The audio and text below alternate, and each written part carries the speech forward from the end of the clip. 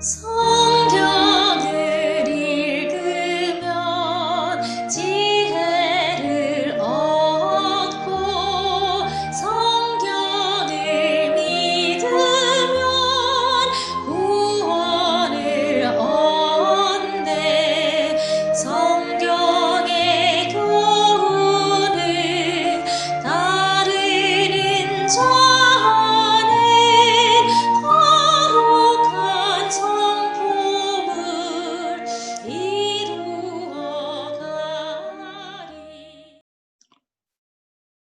성도 여러분 안녕하십니까? 김천교회 서정열 목사입니다. 우리는 이번 주 안개교과 성령의 능력을 힘입은 증언이라는 주제로 공부하였습니다. 성교의 능력의 시점이 어디서부터 시작되는지 여러분 잘 살펴보셨습니까? 먼저 우리 3기 교과의 총 주제가 무엇인지 여러분 기억하시는지요? 이 하나님의 성교에 참여하는 기쁨입니다. 이 말씀에 성교란 사람의 성교가 아니라 하나님의 성교라고 하였습니다. 흔히 성교하는 사람이 사람에게 하는 것으로 생각을 많이 합니다. 그러나 성경은 성교란 하나님의 일이라고 정의를 내립니다. 로마서 10장 13절 14절의 말씀입니다. 누구든지 주의 이름을 부르는 자는 구원을 얻으리라. 그런즉 저희가 믿지 아니하는 일을 어찌 부르리요? 듣지도 못한 일을 어찌 믿으리요? 전파하는 자가 없이 어찌 들으리요? 사실 복음 전도는 하나님과 사람이 협력하여 이루어지는 것입니다. 지금까지 교과를 살펴보면 성경을 크게 두 가지로 구분할 수가 있는데요. 그 첫째가 하나님의 성교입니다. 성교의 주도권이 사람에게 있는 것이 아니라 하나님께 있다는 것입니다. 성교는 하나님의 주도적 역할에 의해서 이루어지는 것이라는 사실입니다. 두 번째는 인간의 역할, 즉 참여입니다. 우리 예언에 있는 말씀을 살펴보면 인간들이 동료들을 위해서 일하는 것이 하나님의 계획이다. 하나님의 계획은 당신께서 인간을 구원하시려는 축복된 소식을 인간을 통해 세상에 알려지기를 원하신다. 이 일에 진리를 알고 있는 모든 사람들이 그 대상이 된다고 했습니다. 증언의 말씀들을 살펴볼 때에 하나님께서는 복음을 증거하는 동력자들을 두고 계심을 알 수 있습니다. 그들은 하나님의 동력자가 되고 하나님을 증거하고 봉사하고 가르침에 참여한다는 것입니다. 이렇게 성교에 참여한 사람들에게 성령께서 어떻게 나타나셨는가, 또 어떤 역할을 하시는가를 이번 주 교과에서 잘 설명을 해주고 있습니다. 에베소서 4장 8절로 12절에 있는 요약된 말씀 보겠습니다. 그가 위로 올라가실 때에 사로잡힌 자를 사로잡고 사람들에게 선물을 주셨다 했도다. 그가 혹은 사도로 혹은 선지자로 혹은 복음 전하는 자로 혹은 목사와 교사를 주셨으니 이는 성도를 온전케 하며 봉사의 일을 하게 하며 그리스도의 몸을 세우려 하심이라. 이 말씀을 보면 그가 위로 올라가실 때, 그는 예수님이시죠. 예수님께서 위로 올라가실 때 사로잡고 있는 사람들에게 선물을 주셨는데 그것이 바로 11절에 나오는 그 직분들이라는 것입니다. 각자 은사를 주셨다는 것이죠. 우리 예수님의 분명한 약속은 성령을 보내셔서 지도해 주시겠다는 약속입니다. 그리고 개인들에게는 은사를 주심으로 교회의 지체가 되게 하시고 그들로 통해서 교회의 몸을 이루게 하신다는 그 말씀을 하셨습니다. 초대 교회가 부흥할 수 있었던 것은 성령 충만함으로 선포된 말씀 때문이지 않습니까? 근데 그때 그들이 말한 것은 무엇이었습니까? 예수님께서 십자가에 죽으시고 부활하심에 대한 것이었습니다. 우리가 경험한 바로는 이보다 더 좋은 메시지가 없는 것입니다.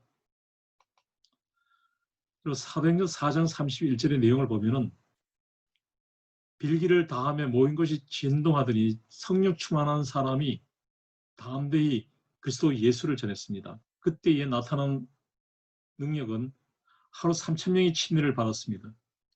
여러분, 능력 있는 교회는 성령의 능력을 받을 때 가능해진다는 사실을 우리에게 알려줍니다. 성령의 역사 없이는 한 사람이 단 한 사람의 영혼도 예수님께로 이끌 수가 없습니다. 때로는 증거를 위해서 박해를 받을 수도 있을 것입니다.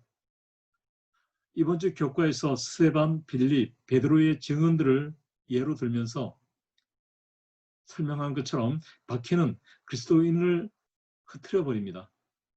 그렇지만 이 박해는 흩어진 그리스도인들이 복음의 불씨가 되어 돌아오게 하는 그러한 시련입니다. 그래서 아직 복음이 접해되지 않은 곳에서 새로운 선교가 시작되어 사람을 구원하려는 하나님의 목적이 이루어지게 되는 것입니다. 모든 일들을 성령께서 주도적으로 행사하신다는 사실을 잊지 말아야 할 것입니다. 성령께서는 사람의 마음과 교회에 앞으로 나아갈 길을 제시해주고 계십니다. 우리 모두는 부디 성령의 인도를 따라 살아가고 또 성령께서 지도하시는 교회를 이루면서 살아가게 되기를 바랍니다. 우리가 깊이 생각해 보아야 할 것이 있습니다.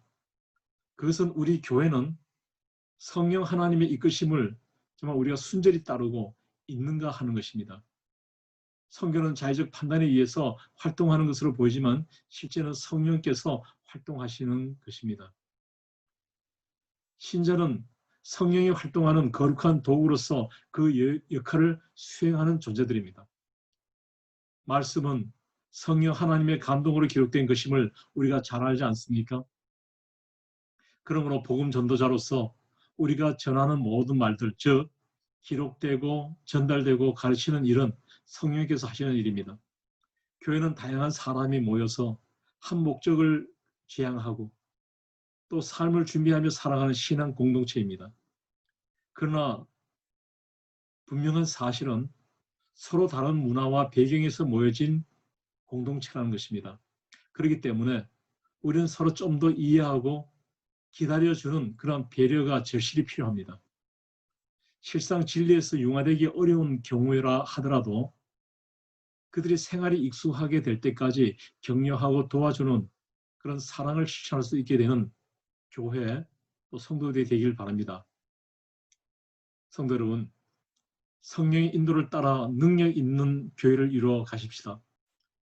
예수님께서 성령을 보내시겠다고 약속하셨습니다.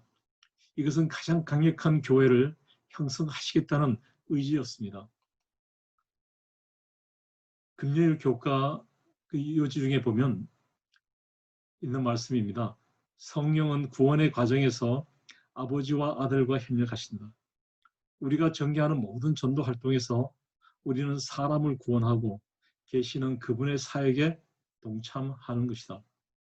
예수님을 위해 증언할 때 우리는 성령과 협력하고 있다는 사실을 기억해야 한다. 정말 성경의 중요성을 얘기하고 있는 것이죠. 성경을 즐거이 하는 사람들을 우리 하나님께서는 어떠한 마음으로 보시는가? 이것이 사도행전에 잘 기록되어 있습니다. 이 말씀을 읽음으로 오늘 이 시간을 마칠까 합니다. 하나님과 천사들은 즐거움과 기쁨으로 이 광경을 바라보셨다. 제자들은 그리스도의 증인으로 나아가 저희가 그리스도에 관하여 보고 들은 바를 세상에 선포하여야 했다. 그들의 직무는 이제까지 인간이 부르심을 받은 직무 중 가장 중대한 것이었고 그리스도의 직무에 다음 가는 것이었다. 여러분, 우리가 선교하는 것이 참으로 중요하다는 사실을 다시 한번 확인하게 됩니다. 하나님의 정말 종기 쓰임받는 도구가 되어서 우리에게 닥쳐오던 여러 가지 시련과 박해를 극복하시고 하나님의 선한 소명을 이루시는 우리 성도들이 되시길 바랍니다. 좀 더 예수님을 바라보는 일에 있어서 우리가 익숙해지고 하나님의 말씀을 실천하며 살아가는 그 일이 우리가 정말 익숙해지는 그런 삶을 훈련해서 우리 예수님께서 오실 때 정말 우리가 기쁨과 즐거움으로 주님을 맞이할 수 있는 저와 여러분이 되시길 바라면서 오늘 모든 말씀을 마칩니다. 감사합니다.